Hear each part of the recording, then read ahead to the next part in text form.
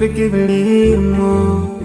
Those who are in need, that you take Allah will have mercy on you. If you surely have yourself, for everyone who's around you, on the day of judgment, Allah will surprise you. If you show good tidings, pray hard 5 times a day. Show love to everyone around you. Yeah.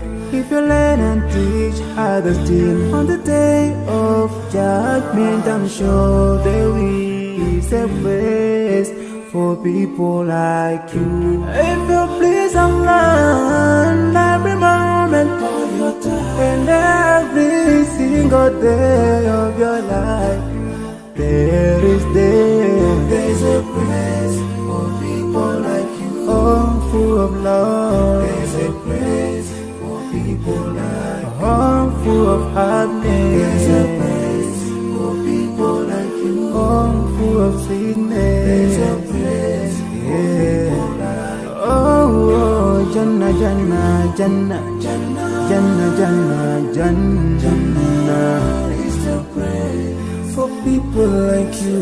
Embracing greediness by you, keeping your arms folded for long.